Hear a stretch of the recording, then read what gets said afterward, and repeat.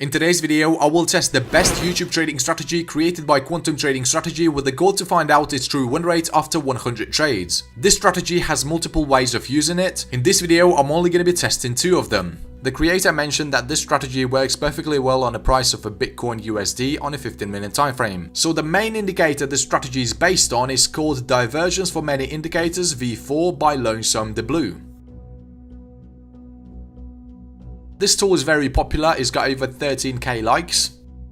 It basically searches for divergences on chosen indicators such as RSI, MACD, MACD histogram, stochastic, CCI, unbalanced volume, VW MACD and Chaikin money flow.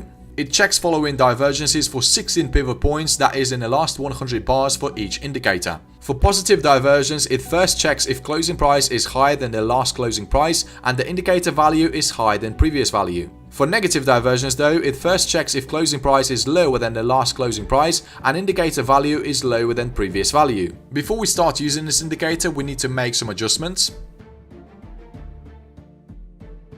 So let's first change the colors for these positive and negative divergences. And in the star section, let's remove the lines.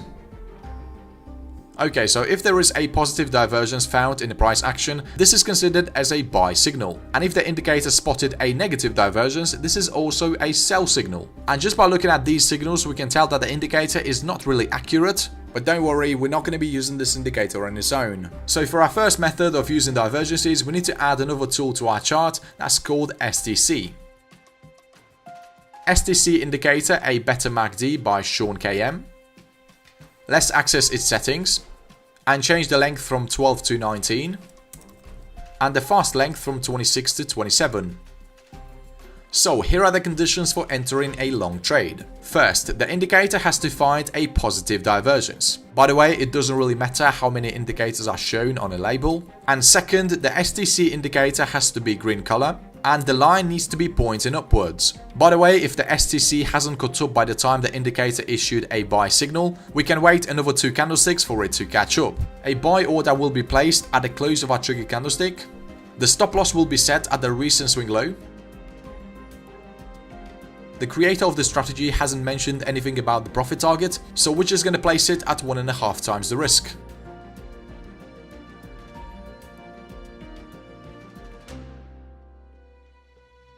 Here's another example. So we see the indicator found a positive divergence on 2 indicators, but the STC line is still red. 2 candlesticks later, we have the indicator caught up, and now we can place a buy order.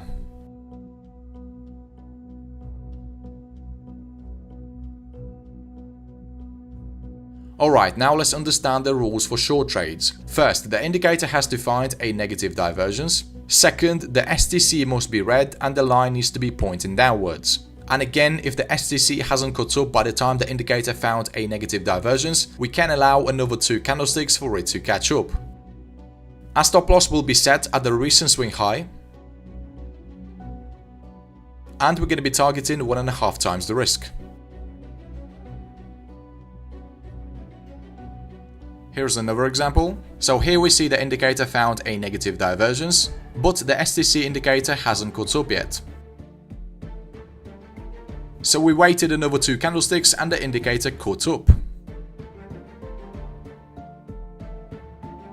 Now we can see that these entries are not valid because the STC simply does not confirm them. Okay, now let's do our first backtesting to see how well this strategy performs in different market conditions.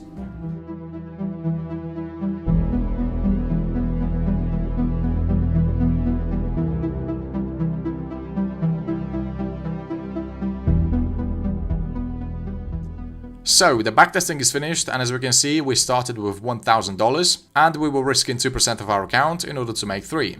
The win rate for this strategy is 48%, and we increased our account size by 44.52%. The profit factor is 1.38 and we had 7 consecutive wins against 8 consecutive losses. Also notice the maximum drawdown was 21.26%. So based on these numbers, we can tell that the strategy is making money. However, the drawdown is not acceptable at all. The strategy is simply not safe enough for you to go ahead and trade with it on a live market. In terms of maximum drawdown, the strategy should not give you more than 10%.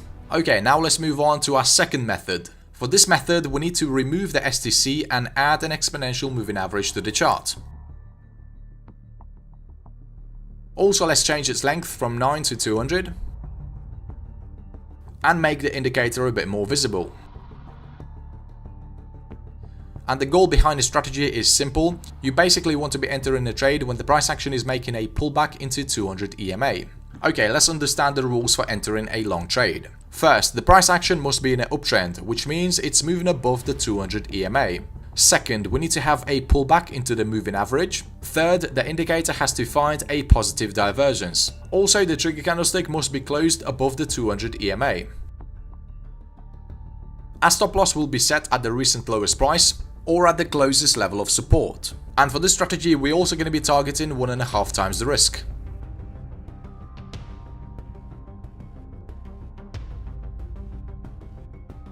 Okay, let me give you a couple more examples. So here we see the price was in an uptrend and it made a pullback. The indicator spotted a positive divergence, so we can confidently enter the trade.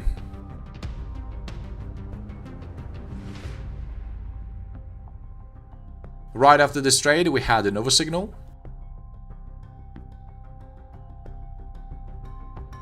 By the way, the price action doesn't necessarily need to touch the moving average. It's enough for it to get really close to it. Alright, here we see we have another signal.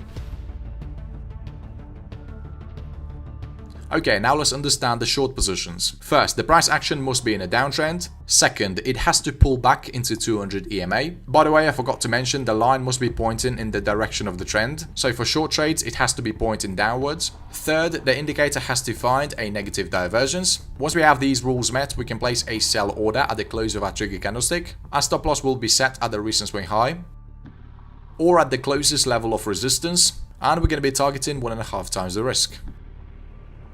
Okay, here's another example. We see the price action keeps moving downwards and the indicator spotted a bearish divergence.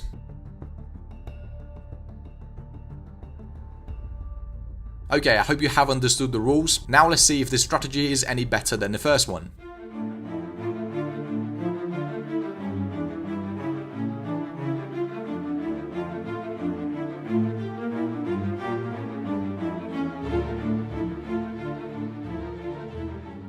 Okay, the backtesting is finished and here are the results. So the win rate for the strategy is 60% and we increased our account size by 162.59%. The profit factor is 2.25 and we had 7 consecutive wins against 5 consecutive losses. The maximum drawdown for the strategy is 9.61%. So these numbers basically tell us that this strategy is less risky. I definitely recommend it. Go ahead and backtest it and forward test it on different markets and different time frames as well. If you want to increase the win rate for the strategy even more, I highly recommend you add a good volume indicator to the chart. You can screenshot my favorite volume indicators and then try them one by one. Also, don't forget to do your proper backtesting. Okay traders, I hope you enjoyed this video. Make sure you click the like button as it really helps with the channel. By the way, if you want to see my best strategy on the channel, check out this video right here.